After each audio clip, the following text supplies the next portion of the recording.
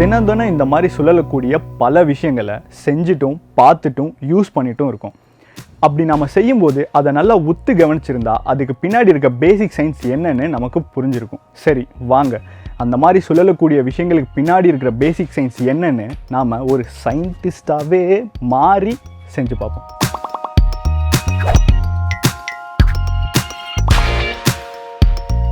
நம்ம இந்த மாதிரி ஒரு பாலை ஃபோர்ஸ் கொடுத்து தள்ளும்போது அது நேராக போகுது.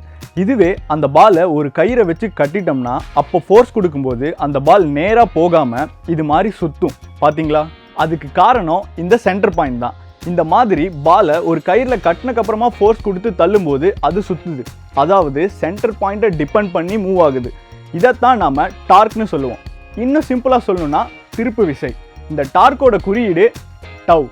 அதோட ஃபார்முலா டார்க் ஈக்குவல் டு அதை மட்டும் நான் இப்போ சொல்ல போகிறதே இல்லை. நான் தான் முன்னாடியே சொன்னேன்ல, சயின்டிஸ்டாக மாறி ஆராய்ச்சி செஞ்சு கண்டுபிடிச்சிக்கலான்னு. வாங்க ஆராய்ச்சி செஞ்சு அந்த ஃபார்முலா என்ன வரும்னு தெரிஞ்சுக்கலாம். அப்படி தெரிஞ்சுக்கணுன்னா முதல்ல டார்க்கை அதிகப்படுத்த எதெல்லாம் தேவைப்படுது அப்படின்றத நம்ம கண்டுபிடிச்சாலே போதும். அப்படி பார்த்தா நம்ம கையில் கட்டி இந்த பாலை ஃபோர்ஸ் கொடுத்து தள்ளும்போது தான் அது சென்டர் பாயிண்ட்டை டிபெண்ட் பண்ணி சுற்ற ஆரம்பிச்சது. ஸோ ஃபோர்ஸ் இருந்ததுனால தான் டார்க்கே இங்கே உருவாகியிருக்கு. இதுலேருந்தே உங்களுக்கு தெரிஞ்சிருக்கும், torque directly proportional to force. Directly ப்ரொபோஷனல்னா ஒன்றும் இல்லை, ஃபோர்ஸ் அதிகமாச்சுன்னா டார்க் அதிகமாகும், ஃபோர்ஸ் குறைஞ்சதுன்னா டார்க் குறையும். சரி, நம்ம இதை ஒரு எக்ஸ்பெரிமெண்ட் பண்ணி தெரிஞ்சுக்கலாம். அதுக்காக நம்ம கொஞ்ச காலம் பின்னோக்கி பயணிக்கணும். அப்போ நம்ம பாட்டிங்கெல்லாம் பயன்படுத்தியிருப்பாங்கல்ல இந்த உளுந்து உடைக்கிற கல், அதை வச்சு தான் நம்ம ஆராய்ச்சியோட முதல் ஸ்டெப்பாக ஆரம்பிக்க போகிறோம். இதோட பேர் தான் இயந்திரக்கல். இங்கே இந்த ஹோலில் முழு உளுந்தை போட்டுட்டு சுற்றிட்டே இருப்பாங்க. அப்படி சுற்றும் போது டார்க் உருவாகி உளுந்து ரெண்டாக உடையும். இதில் பார்த்தோம்னா டார்க் உருவாக நம்ம முன்னாடியே பார்த்த மாதிரி இந்த இடத்துல ஃபோர்ஸ் கொடுத்து தள்ள வேண்டியிருக்கு. இப்போ நம்ம அதுவே ரெண்டு கையில் அந்த கைப்பிடியை பிடிச்சி நல்லா ஃபோர்ஸாக தள்ளினோம்னா இந்த கல் இன்னும் வேகமாக சுற்றும். அதாவது டார்க் அதிகமாகும். இன்னும் நம்ம ஃபோர்ஸை அதிகப்படுத்த இன்னொருத்தரும் சேர்ந்து 3 கையால் ஃபோர்ஸ் அதிகமாக கொடுத்தா டார்க் ரொம்ப அதிகமாகி கல்லும் வேகமாக சுற்றும். அப்போது இந்த டார்க்ன்ற டவ் அதிகப்படுத்தணும்னா நம்ம கொடுக்க வேண்டிய ஃபோர்ஸை அதிகமாக கொடுக்க வேண்டியிருக்கு. ஓ, அப்படியா விஷயம்? அதாவது ஃபோர்ஸ் அதிகமாகும் போது டார்க் ரொம்ப அதிகமாகுது. அந்த இடத்துல எனக்கு ஒரு டவுட் கேட்கலாமா? கேளுப்பா. நம்ம தாத்தா பாட்டி இருக்காங்கல்ல, இந்த எந்திரக்கல்ல எதுக்கு வேலை மெனக்கிட்டு கைப்பிடிய எண்டில் வச்சிருக்கிறாங்க? Good question. இந்த மாதிரி வர டவுட்லாம் கிளியர் பண்ணும்போது தான் நமக்கு டார்க்கை அதிகப்படுத்த தேவையான விஷயங்கள்லாம் என்னன்னு தெரிய வரும். வாங்க இந்த கைப்பிடியை எந்திரக்கல்லோட எண்டில் இருக்குன்னு பார்ப்போம். இந்த இயந்திரக்கல் கூட இந்த சென்டர் பாயிண்ட்டை நிலையாக வச்சு தான் சுற்றுது. இதைத்தான் நம்ம ஆக்சிஸ் ஆஃப் ரொட்டேஷன், அதாவது சுழலச்சுன்னு சொல்லுவோம். நம்ம இந்த கல்லை சுத்த தேவையான ஃபோர்ஸை ஆக்சிஸ் ஆஃப் ரொட்டேஷனுக்கு பக்கத்தில் கொடுத்தோம்னா என்ன ஆகுது? சுத்த கஷ்டமாக இருக்குது, பொறுமையாக சுற்றுது. இதே இந்த ஆக்சிஸ் ஆஃப் ரொட்டேஷனில் இருந்து கொஞ்சம் தள்ளி அதே ஃபோர்ஸ் கொடுத்தா இப்போ என்ன நடக்கும்? கொஞ்சம் வேகமாக சுற்றுது. இதுவே இந்த சென்டர் பாயிண்டில் இருந்து ரொம்ப தள்ளி கைப்பிடியோட எண்டில் அதே ஃபோர்ஸை கொடுத்தா ரொம்ப வேகமாக சுற்றும். இங்கே நான் 3 இடத்துலையும் ஒரே அளவு ஃபோர்ஸை தான் கொடுத்தேன். ஆனால் இந்த ஆக்சிஸ் ஆஃப் ரொட்டேஷனில் இருந்து ஃபோர்ஸ் கொடுக்குற தூரம் அதிகமாக ஆக டார்க் அதிகமாகுது. So dark equal to force into distance. இதனால தான் டோரில் எல்லாம் கைப்பிடியை ஃபிக்ஸ்டு பாயிண்ட்டுக்கு பக்கத்தில் வைக்காமல் எவ்வளோ தூரம் தள்ளி வைக்க முடியுமோ அவ்வளோ தூரம் தள்ளி வச்சுருக்காங்க. ஸோ நம்மளால் டோரை ஈஸியாக ஓப்பன் பண்ண முடியும். இதுவே ஃபிக்ஸ்டு பாயிண்ட்டுக்கு பக்கத்தில், அதாவது ஆக்சிஸ் ஆஃப் ரொட்டேஷனுக்கு பக்கத்தில் வச்சுருந்தாங்கன்னா நம்மளால் டோரை ஈஸியாக ஓப்பன் பண்ண முடியாது, ரொம்ப கஷ்டமாக இருந்திருக்கும். இதுலேருந்து தெரிய வருது என்னென்னா, ஆக்சிஸ் ஆஃப் ரொட்டேஷனில் இருந்து தூரம் அதிகமாக ஆக ஃபோர்ஸ் கம்மியாக கொடுத்தாலே போதும், அதிக டார்க் ஜென்ரேட் ஆகிடும். அதாவது கம்மி ஃபோர்ஸ்லேயே டோர் ஈஸியாக ஓப்பன் ஆகிடும். அப்படியா விஷயம்? ஆக்சிஸ் ஆஃப் ரொட்டேஷன் நான் வந்துட்டேன். 1 அட ஈஸியாக இருக்கே. 2 வாவ் சூப்பர். பரவாயில்லையே, டார்க் ரொம்ப ஈஸியாக இருக்கு. என்ன இல்லை?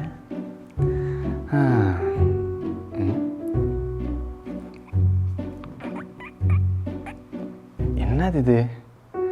ஆக்சிஸ் ஆஃப் ரொட்டேஷன்லேருந்து டிஸ்டன்ஸ் தள்ளி தான் ஃபோர்ஸ் கொடுக்குறோம். கதவு மூவே ஆக மாட்டேங்குது. ஏமாற்றிட்டான். நம்பணும்ல, ஏமாற்றிட்டான். இதுக்கு தான் முழுசாக பேசி முடிக்கிற வரைக்கும் கேட்கணுன்றது. இல்லைன்னா நம்ம ராகேஷ் மாதிரி தான்.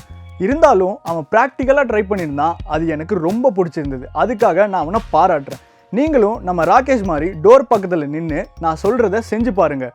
என்ன பார்க்குறீங்க? வீடியோ பாஸ் பண்ணணுமா? பாஸ்.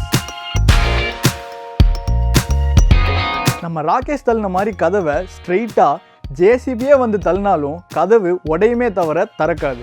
அது ஏன்னா அவன் டோருக்கு பக்கத்தில் பேரலாக ஃபோர்ஸ் கொடுத்து தள்ள ட்ரை பண்ணான். அதனால தான் இந்த டோர் நகரவே இல்லை. இப்போது நாம் அப்ளை பண்ணுற ஃபோர்ஸோட டைரக்ஷனை கொஞ்சம் கொஞ்சமாக மாற்ற டோர் நகர்றது ஈஸியாகிட்டே இருக்கும். அதுவே அந்த ஹேண்டிலுக்கு பர்பண்டிகுலராக 90 டிகிரியில் வச்சு அதே அளவு ஃபோர்ஸ் கொடுத்து தள்ளும்போது இந்த டோர் ரொம்ப ஈஸியாகவே ஓப்பன் ஆகிடும். இப்போது இன்னும் ஆங்கிளை அதிகப்படுத்தி பார்ப்போம். அதாவது 90 டிகிரிக்கு மேலே வச்சு தள்ளி பார்ப்போம். திருப்பியும் இந்த டோர் ஓப்பன் பண்ணுறது கொஞ்சம் கஷ்டமாயிடும். இதை நாம் ஒரு கிராஃபில் வரைஞ்சி பார்ப்போம். எக்ஸ் ஆக்சிஸில் ஆங்கிளையும் ஒய் ஆக்சிஸில் டார்க்கையும் வச்சுப்போம். இப்போது நமக்கு 0 டிகிரியில் கஷ்டமாக இருக்கும். அதாவது டார்க் 0வாக இருக்கும். அதே ஆங்கிளை மாற்ற டார்க் கூடிட்டே இருக்குது. 90 டிகிரி ஆச்சுன்னா டார்க் ஃபுல்லாகிடுச்சு. இப்போது 90 டிகிரியில் இருந்து மாற்றிட்டே போக போக டார்க் குறைஞ்சி திரும்பியும் 180 டிகிரியில் 0 ஆகிடும். இதே கதவுக்கு அந்த பக்கம் நின்று ட்ரை பண்ணால் இந்த மாதிரி தான் கிராஃப் கீழ்ப்பக்கமாக கிடைக்கும். இதை பார்க்கும்போது நமக்கு சைன் வேவ் மாதிரியே இல்லை? ஆமாம். டார்க் அதிகமாக்க நமக்கு மூணாவதாக தேவைப்படுற விஷயம் சைன் தீட்டா. அதாவது நமக்கு இந்த ஆங்கிள் எப்போல்லாம் பர்பண்டிகுலராக 90 டிகிரியில் இருக்கோ அப்போல்லாம் டார்க் அதிகமாக இருக்கும்னு அர்த்தம். So torque tau is equal to force into distance into sine theta. இப்போ நமக்கு ஃபார்முலா என்னன்னு தெரிஞ்சிருச்சு. இதை நம்ம ஒரு ரியல் டைம் அப்ளிகேஷன் வச்சு பார்த்துட்டு வந்துடுவோம். இந்த நட்டகள்கிட்ட ரெஞ்சை வச்சு ஒரு 10 நியூட்டன் ஃபோர்ஸ் கொடுக்கலாம். ஆக்சிஸ் ஆஃப் ரொட்டேஷனில் இருந்து ஃபோர்ஸ் கொடுக்குற இடத்துக்கு உள்ள டிஸ்டன்ஸ் 0.5 மீட்டர்னு எடுத்துக்கலாம். நம்ம ஃபோர்ஸ் கொடுக்குற ஆங்கிள் ஒரு 60 டிகிரின்னு வச்சுக்கிட்டோம்னா torque equal to force into distance into sine theta. அதாவது 10 into 0.5 into sin 60 equal to 4.3 newton metre torque produce ஆகி அந்த நட்டும் கலந்து விழும். இங்கே டார்க்கோட டைரக்ஷனை நம்ம கண்டுபிடிக்கணும்னா ஆக்சிஸ் ஆஃப் ரொட்டேஷனில் இருந்து டிஸ்டன்ஸ் பக்கமாக கையை இப்படி வச்சுக்கலாம். இப்போது ஃபோர்ஸ் கொடுக்குற பக்கமாக இந்த 4 விரலையும் மடக்குனா இந்த கட்டை விரல் டார்க்கோட டைரக்ஷனை குறிக்கும். அதாவது நட் டார்க்கோட டைரக்ஷனில் தான் கலந்து விழும். அதுவே ஃபோர்ஸை ஆப்போசிட் சைடில் கொடுத்தோம்னா டார்க் உள் பக்கமாக இருக்கும். அதாவது நட்டும் டைட் ஆகும். என்ன பார்க்குறீங்க? நம்ம டார்க்குக்கு தேவையான ஃபார்முலாவை உருவாக்கவும் செஞ்சிட்டோம், அதை யூஸும் பண்ணிட்டோம். அவசரப்படாதீங்க, இதை பார்த்துட்டு வாங்க.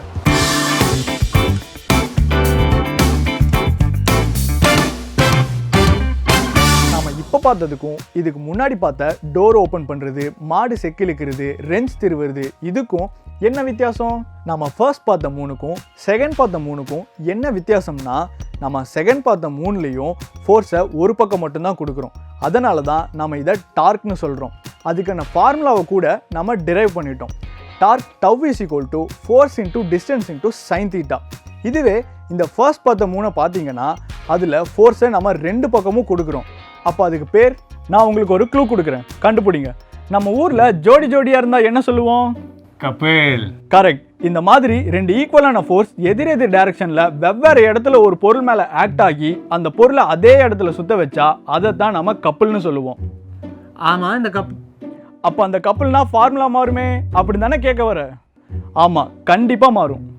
Very good, very good. சொல்லிக் கொடுங்க. ஓகே, அது எப்படின்னா இந்த டார்க்கில் இருக்க மாதிரியே ஃபோர்ஸ் அண்ட் ஃபோர்ஸ் கொடுக்குற ஆங்கிள் அது எல்லாமே ஒன்று தான். பட் இந்த டிஸ்டன்ஸ் மட்டும் ஆக்சிஸ் ஆஃப் ரொட்டேஷன்லேருந்து ஃபோர்ஸ் கொடுக்குற வரைக்கும் உள்ள டிஸ்டன்ஸ் கிடையாது. இந்த கப்பலில் 2 ஃபோர்ஸ் ஆக்ட் ஆகிறதுனால அந்த 2 ஃபோர்ஸுக்கு நடுவில் இருக்கிற டிஸ்டன்ஸ் தான் இங்கே விஷயமே. அது ஏன் 2 ஃபோர்ஸுக்கு நடுவில் இருக்கிற கேப் தான் விஷயம்னு சொல்கிறீங்க அப்படிங்கிறது தானே உங்கள் டவுட். வாங்க பார்த்துருவோம். இந்த ஜாடியை நம்ம இந்த இடத்துல ஃபோர்ஸ் கொடுத்து திறக்க ட்ரை பண்ணோம்னா அந்த ஜாடி ஓப்பன் ஆகாது. இதுவே 2 ஃபோர்ஸ்க்கும் நடுவில் கொஞ்சம் கேப் இருக்கிற மாதிரி தள்ளினோம்னா கொஞ்சம் ஈஸியாக ஓப்பன் ஆகும். இன்னும் கொஞ்சம் தள்ளி 2 எண்ட்லையும் கை வச்சு இந்த மாதிரி ஃபோர்ஸ் கொடுத்தோம்னா 2 ஃபோர்ஸ்க்கும் இடையில் உள்ள டிஸ்டன்ஸ் அதிகமாகி ரொம்ப ஈஸியாகவே அந்த ஜாடி ஓப்பன் ஆகிடும். இந்த மாதிரி டார்க் ஆர் கப்பிள் எதுவாக இருந்தாலும் அது கிளாக் வைஸில் சுற்றினா நெகட்டிவ்லையும் அது ஆன்டி கிளாக் வைஸில் சுற்றினா பாசிட்டிவ்லையும் குறிப்போம். அப்போது இதுலேருந்தே தெரிஞ்சிருக்கும் கப்பிள் M = ஃபோர்ஸ் இன்டூ 2 ஃபோர்ஸுக்கு நடுவில் இருக்கிற distance into sine theta. Right, இப்போது நம்ம 2 ஃபார்முலா உருவாக்கிட்டோம். இதை நம்ம வெளியே ரொம்ப பெருமையாக சொல்லிக்கலாம். இவ்வளோ நேரம் கப்பிள், டார்க் அப்படின்னு எவ்வளோ விஷயங்கள் பார்த்துருப்போம். இதெல்லாம் ரியல் லைஃப்பில் எங்கடா யூஸ் ஆகுது அப்படின்னு தானே கேட்குறீங்க? கேட்குது. வாங்க, இதுக்குன்னே தான் நான் ஒரு பதில் தயாரித்து வச்சுருக்கேன். இப்போது ஜாடியையும் வாட்டர் பாட்டிலையும் எடுத்துப்போம். ஜாடியோட மூடி பெருசாகவும் வாட்டர் பாட்டில் கேப் சின்னதாகவும் இருக்கும். ஜாடியோட மூடி ஏன் பெருசாக இருக்குது அப்படின்னு தானே கேட்குறீங்க? அப்போ தான் அதில் கொடுக்குற 2 ஃபோர்ஸுக்கு நடுவில் இருக்கிற டிஸ்டன்ஸ் அதிகமாகி கப்புளும் அதிகமாக க்ரியேட் ஆகி மூடி ஈஸியாக ஓப்பன் ஆகும். அதுவே இந்த பாட்டில் கேப்பெல்லாம் ஏன் சின்னதாக இருக்குது அப்படின்னு கேட்டிங்கன்னா, பெருசாக இருந்தால் நம்ம பேக்குள்ளே வைக்கும்போது ஈஸியாக ஓப்பன் ஆகி தண்ணியெல்லாம் கொட்டிடும். அப்புறம் நம்ம காய வைக்க ரொம்ப கஷ்டப்படணும். ஸோ டைட்டாக இருக்கணும் தான் பாட்டில் கேப்பெல்லாம் டைனியாக செஞ்சுருக்காங்க. இதையும் தாண்டி சைக்கிள் செயின் சுற்றுறது, என்ஜினில் பிஸ்டன் மூவ் ஆகுறது, கியர் ஷிஃப்டிங் அப்படின்னு இந்த டார்க்கோட யூசேஜை இன்னும் சொல்லிக்கிட்டே போகலாம். குறிப்பாக மெக்கானிக்கல் இன்ஜினியர்ஸ் எல்லாம் இந்த டார்க், கப்பிள் அப்படிங்கிற கான்செப்டை ரொம்ப அதிகமாக யூஸ் பண்ணுவாங்க. பார்த்தீங்களா, சாதாரண சுற்றுற விஷயந்தான், ஆனால் அதுக்கு பின்னாடி இருக்கிற சயின்ஸை நம்ம புரிஞ்சுக்கிட்டதுனால நமக்கு எவ்வளோ யூஸ்ஃபுல்லாக இருக்குன்னு. டேய், அதான் எல்லாம் சொல்லிட்டேனேடா, நீ என்ன திரும்ப வந்திருக்க? இல்லை, நீங்கள் எல்லாத்தையும் சொல்லிட்டீங்க. இப்போ நான் உங்ககிட்ட ஒன்று சொல்லணும். சொல்லி கொடுத்ததுக்கு ரொம்ப நன்றி. உங்கள் சேவை இந்த நாட்டுக்கு தேவை. நன்றி. இப்போ நீங்கள் பார்த்த இந்த வீடியோவில் ஒரு கான்செப்டை எடுத்துகிட்டு அதை போர் அடிக்காமல் பசங்களுக்கு பிடிச்ச மாதிரியும் அட் த சேம் டைம் புரிகிற மாதிரியும் பண்ணியிருப்போம். இதே மாதிரி பசங்களோட ஸ்கூல் கரிக்குலம் எடுத்துகிட்டு அதில் உள்ள சயின்ஸ் அண்ட் மேத்தமெட்டிக்ஸ் சப்ஜெக்டை வந்து க்ரியேட்டிவாக டீச் பண்ணுறதுக்கு தான் city, the smart learning app. இந்த ஆப்பில் பார்த்தீங்கன்னா இப்போதைக்கு பசங்களோட 1st standard to 10th standard சப்ஜெக்டில் உள்ள சயின்ஸ் அண்ட் மேத்தமெட்டிக்ஸ் சப்ஜெக்டை வந்து நாங்கள் வீடியோஸாக பண்ணிகிட்ருக்கோம். அந்த வீடியோஸை நீங்கள் பார்க்கணும் அப்படின்னா டிஸ்கிரிப்ஷனில் லிங்கை கிளிக் பண்ணிவிட்டு அந்த ஆப்பை டவுன்லோட் பண்ணி அந்த வீடியோஸை பாருங்கள். நன்றி.